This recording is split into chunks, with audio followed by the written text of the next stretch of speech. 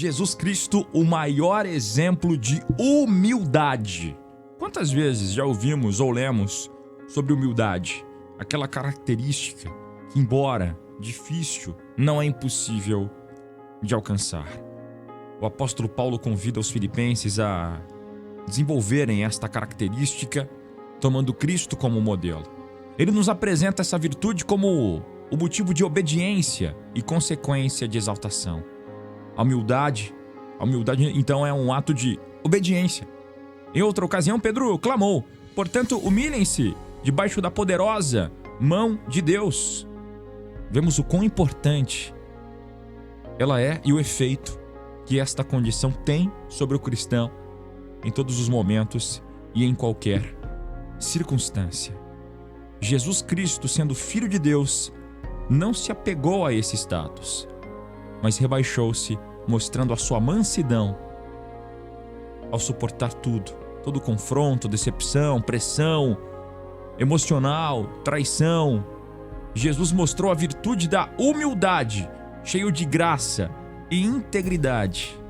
Ele foi um modelo para os discípulos e um exemplo para toda a humanidade. Por que nós estamos falando sobre a humildade? Jesus Cristo, o maior exemplo de humildade. Porque hoje Deus quer falar com você de uma forma diferente. Hoje Deus quer falar com você no simples, agora, onde você estiver e da forma que você estiver. Sinta a paz de Cristo, é o nosso tema de hoje. E eu resolvi falar da humildade de Deus antes da gente entrar no tema, para que você possa abrir o seu coração de verdade nessa manhã. E diz: o estresse é o grande mal da nossa saúde física, espiritual e emocional. Quando Deus o moldou e o criou com amor, mesmo a vida sendo cheia de altos e baixos, não disse que você viveria com preocupação constante, mas que teria uma vida cheia de sua paz. Ele já deu a você, como nos lembra o seguinte versículo: deixo com vocês a paz. É a minha paz que eu lhes dou. Não lhes dou a paz como o mundo dá. Não fiquem aflitos, nem tenham medo. João 14, 27. Para a gente poder refletir nessa manhã. Sentir a paz de Deus é muito além do que você possa imaginar agora. Sentir a paz de Deus é muito mais do que algo momentâneo na sua vida. Sentir a paz de Deus é abrir o coração para enxergar as maravilhas do mundo de forma simples, honesta e humilde, como eu disse antes aqui, antes de falar do nosso principal tema. Peça a Deus para que essa paz que foi lhe dada, para que não se acabe. Conversa com Ele. Pai, é verdade que as minhas preocupações tentam roubar a minha paz, mas hoje eu decido me dirigir a Ti. Eu quero fixar os meus olhos em Ti e não nas minhas dificuldades. Senhor, é Tu quem tens a solução para todas as situações. Eu confio em Ti. Eu confio. Vai entregando agora o seu coração de forma humilde, assim como Ele nos ensinou. Diga para Jesus o quão você é forte, sim, mas em alguns momentos o medo, a angústia, a preocupação tenta roubar a sua paz. Mas essa paz que foi lhes dada lá atrás, como está em João, na qual eu li o versículo aqui, é mais uma vez ele te lembrando o quão você é um filho amado, filha amada. Tire esse momento agora, rapidinho, para conversar com Ele com todo o coração. E quando o nosso coração está cheio já de amor, quando você está cada vez mais conectado com Deus, essa aliança maravilhosa, quando começa a transbordar amor, sabe o que Deus faz? O nosso Jesus faz, Ele é tão maravilhoso. Quando começa a transbordar ainda mais e mais esse amor que de repente já está no seu coração, quem sabe essa já foi até a sua oração de hoje, antes de ouvir aqui a nossa reflexão. Deus é tão maravilhoso que quando esse amor começa a transbordar, Ele vai te usando para você passar isso para o próximo, em forma de um sorriso, de um abraço, de um aperto de mão, de uma conversa sincera. E assim todos vão se preenchendo pouco a pouco com esse amor infinito. Sinta a paz de Jesus Cristo e Ele chega até você hoje de forma humilde, como sempre foi e sempre será. O maior exemplo de humildade. Ele chega até você agora, no seu coração, com toda essa humildade. E foi assim na passagem de Jesus aqui na terra. Até mesmo em todos os milagres, a humildade que Jesus chegava, a humildade que Ele chegava para fazer todos esses milagres a quem clamava pelo milagre, quem clamava por uma vida nova, todas as vezes, sempre com um olhar puro, sincero. É assim que Ele está chegando agora no seu coração, olhando para você e principalmente olhando agora para o seu coração.